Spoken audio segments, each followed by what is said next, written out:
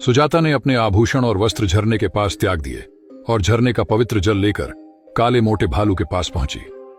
सुजाता के दूध जैसे रूप और यौवन को देख भालू की इच्छाएं जागने लगी। सुजाता ने हिम्मत जुटाकर झरने का पानी भालू को पिलाया।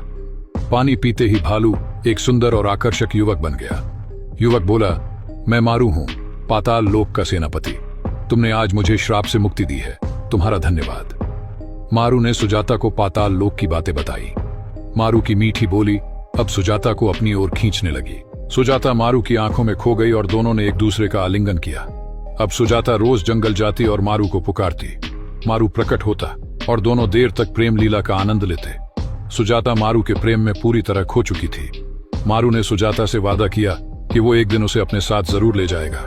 एक दिन सुजाता जंगल गई और मारू को पुकारा, लेकिन मारू नहीं आया।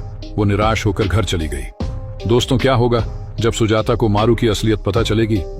अगले भाग के लिए कमेंट में नेक्स्ट पार्ट लिखें। अमरगढ़ नामक राज्य में वीर प्रताप नाम का एक न्यायप्रिय और उदार राजा राज करता था, जिसके जीवन में एक अद्भुत श्वेत हंस अत्यंत प्रिय था। वह हंस केवल एक पक्षी नहीं बल्कि राजा के लिए सौभाग्य का प्रतीक था। राजा स्वयं अपने हाथों से उसे मोती खिलाता, उसके लिए अलग स्थान बनवाया गया था और पूरा महल उसकी देखभाल करता था। प्रतिदिन संध्या के समय वह हंस महल से उड़कर कभी पूरब, कभी पश्चिम, कभी उत्तर तो कभी दक्षिण दिशा में थोड़ी दूर तक उड़ान भरता और फिर लौट आता।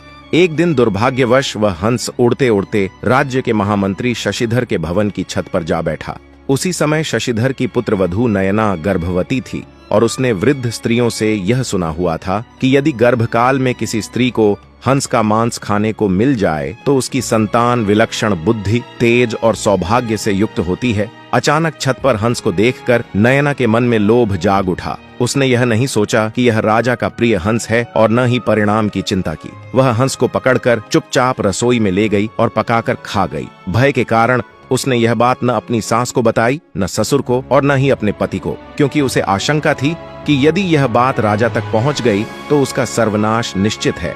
उधर उसी रात जब हंस महल वापस नहीं लौटा तो राजा वीर प्रताप और रानी सौम्या अत्यंत व्याकुल हो उठे।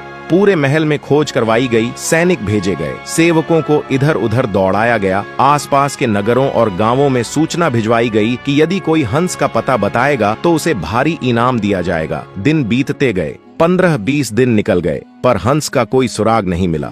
राजा और रानी शोक में डूबने लगे। तभी एक दिन चतुर और अनुभवी स्त्री चंद्रकला दरबार में पहुंची और बोली कि वह हंस का रहस्य सुलझा सकती है। राजा को संदेह हुआ और उसने कहा कि जब राज्य के विद्वान, गुप्तचर और अधिकारी असफल हो चुके हैं तो वह कैसे सफल होगी।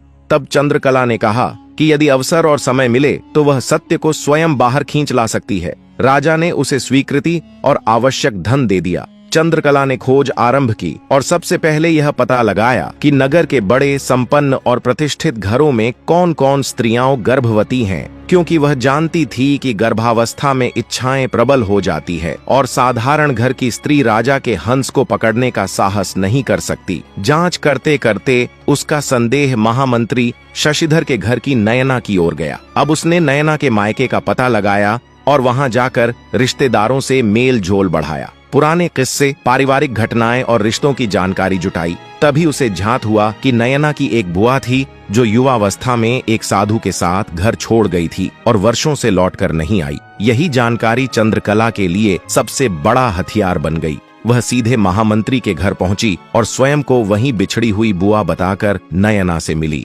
उसने स्नेह, अपनापन और आशीर्वाद दिखाया।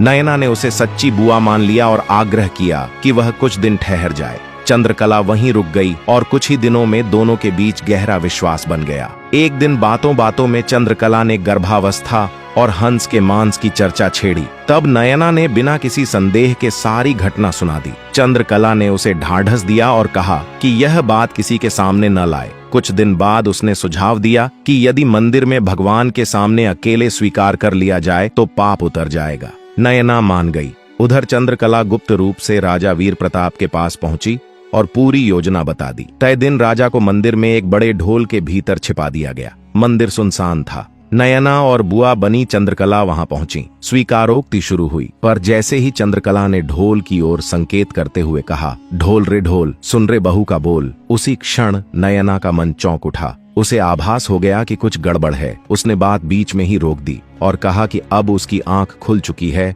और वह छल समझ चुकी है। यह सुनते ही चंद्रकला स्तब्ध रह गई, उसके पांव जम गए, उसकी चालाकी उसी पर भारी पड़ गई। और इस प्रकार यह कथा यह संदेश देती है कि पाप और छल चाहे जितनी चतुराई से किए जाए, अंततः सत्य स्वयं प्रकट होकर रहता है। अगर आपको यह कहानी पसंद आई हो तो